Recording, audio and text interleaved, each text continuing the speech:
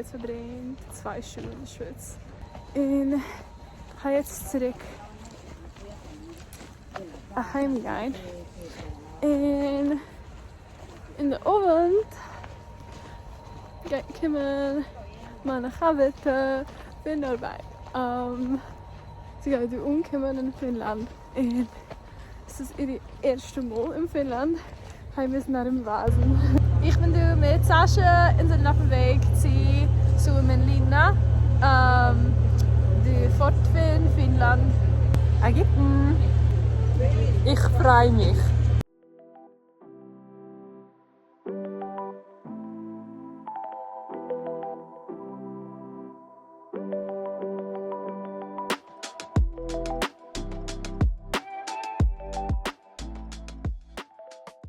Så Sasha, er du klar for det vinnerste stedet i hele Helsinki? Okay. Jeg fryser. Men fryser du tørresen din av? Jeg fryser tørresen min av. I'm about to freeze my tuchus off. I'm freezing my tuchus off.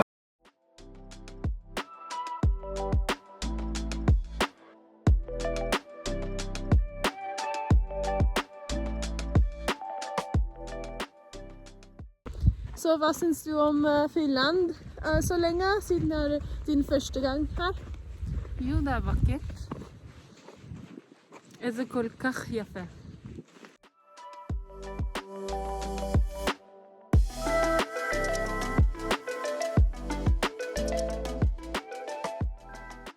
Listen, I did not consent to be on this vlog, and I'm still freezing my tuchus off.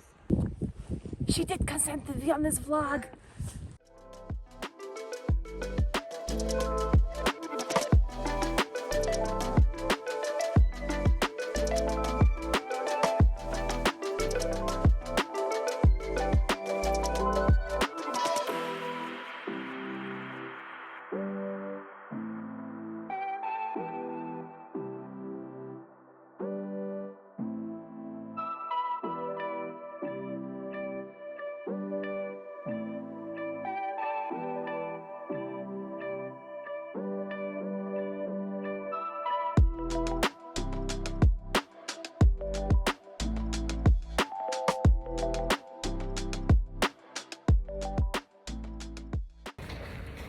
Guten Nachmittag! Es ist ein Tag in Hand. Sind wir gekommen zu Tampere. Das ist ein Stück, bei 2 Stunden weg von Helsinki. Ich lasse mich zurückgehen und ein bisschen erzählen, was wir haben gesehen auf Freitag. Sascha? So, was syns du om museet som vi var på fredag? Så vi var først, la meg fortelle dem hvilke museer vi var på. Det var Helsinki Art Museum. Og hva syns du om det? That was a waste of money. Det var bjeller med hår. Det var et bilde av, Du kan si det. Okay. Det var bilde av en vagina. Som jeg løp bort fra. Det var ingenting. Det var kanskje 2 fine bilder i hele museet. Hvis du vil kalle dem dem. De var bare fine fordi du sammenligner dem med de andre ting. Men hvis du ville bare si dem bilder av museet, liksom Nasjonalmuseum, så vil de ikke være fine. Nei. Det var bare fordi du sammenligner dem med det bjeller med hår. At de var fine. Men ja. Would not recommend. Nei. Ikke anbefale. Det var 18 euro. Ja! 18 euro for å se på bjeller med hår. Ja, hvorfor var det så dyrt? Så i dag er vi i Tampere, og vi håper å se noe finere. Ja! Vi skal til det Moomin-museet. Så la oss se. Ja, jeg også.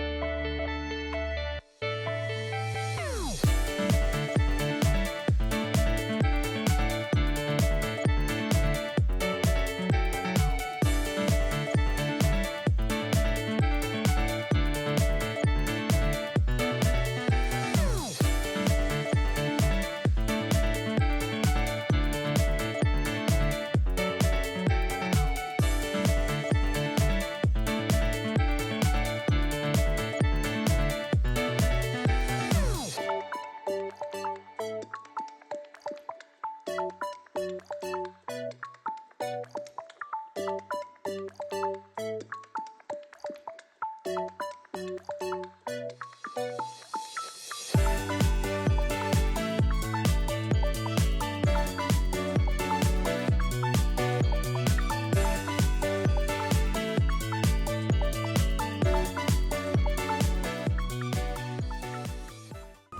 silloin surku vikkaisi.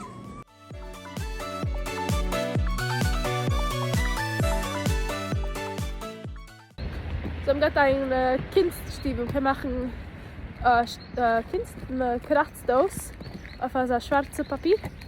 Und das habe ich gemacht. Vet du hva som har gemacht? Min er i sekken. Ah, det er i sekken min, ok. Skal jeg vise den fram? Skal jeg ta den fram? Ok. Hva tegner du? Vil du fortelle? Det er en lampe. Ja. Det var lampen som var på bordet der. Og jeg ødela den og skrapte for mye hvitt. Det er ok, det ser bra ut. Takk. Jetzt gehe ich zurück zu nehmen der Bahn zurück zu Helsinki. Darf noch ein bisschen warten, weil zodat du even bis der Bahn. Aber alles ist gespart, weil es sind Tage, es ist für was geht. Så skal vi vente. Fordi vi har en time. Ja. Så hva syntes du om museet? Veldig mye bedre enn The Art Museum Ja, i Helsinki. jeg er helt enig. Veldig, veldig bra. Ja. Det var så interessant å se, og de hadde dikt og kunst og all slags ting som var... Ja, de små historiene. Ja, det var som en fantasiverden. Ja. Og det store dokkehuset. Ja, og det var så fint. Ja, det var nydelig. Ja, helt enig. Det var egentlig verdt det 14,50 som vi betalte.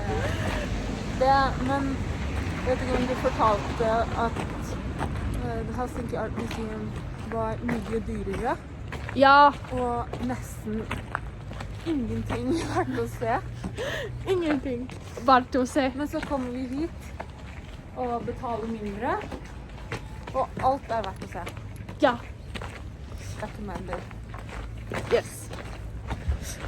So if any of you ever come to Tampere, this is definitely worth a visit. Ja.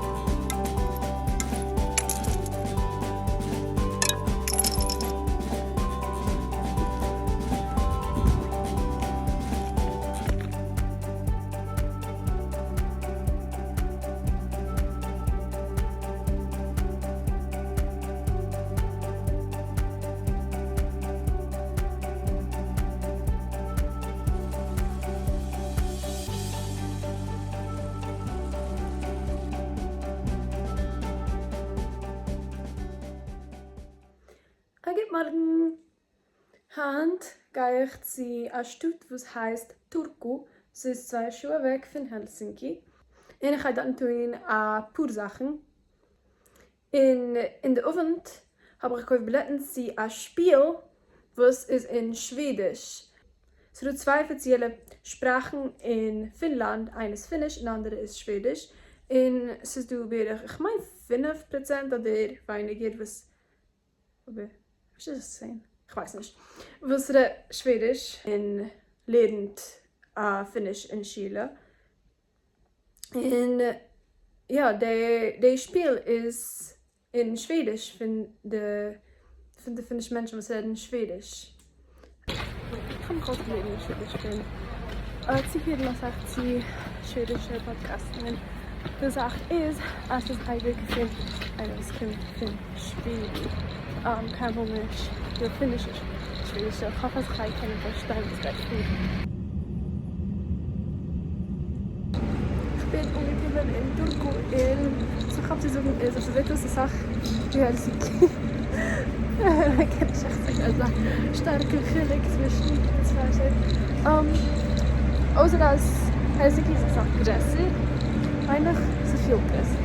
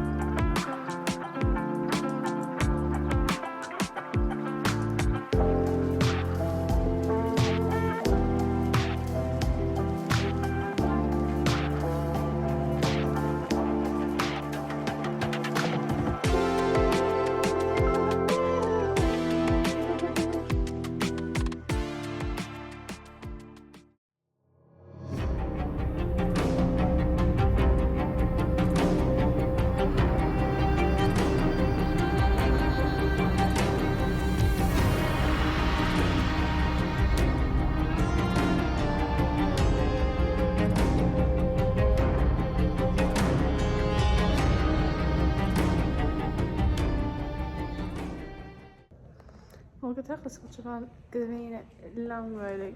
Zu gehen von einem Schloss zum zweiten, aber es ist so ist ein.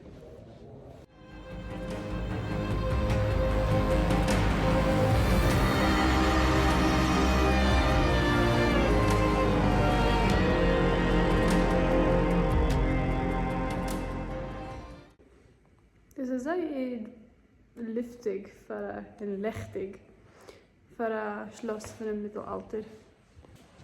Ik weet nog dat het een tinkel.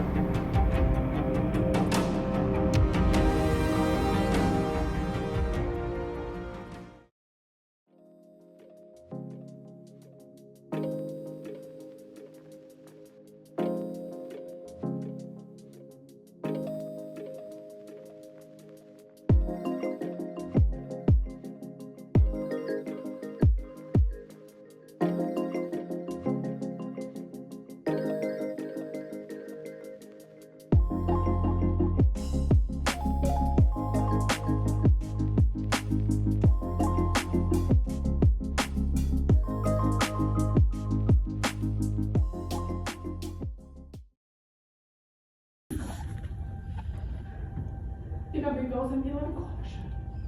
Det regnar visserligen hela tiden, men då ska väl solen skina också. Komma hem. Tillbaka. Hit.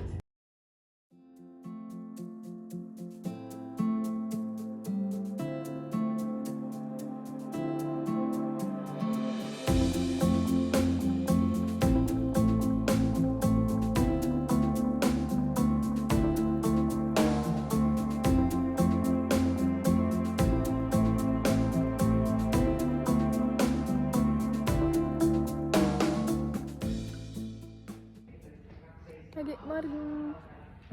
Hand ist der 12. März und ich bin in der Feld auf meinem Weg heim von Finnland. Es war eine wunderbare paar Wochen und ich kann nicht warten, zurückzukommen. Ich hoffe, es hat es auch nur gehabt für Mithalten für meine Reise. Und ich hoffe, euch noch einmal zu sehen, du auf meinem Kanal. Auf Wiedersehen. Ja, ich kann euch fahren kicken.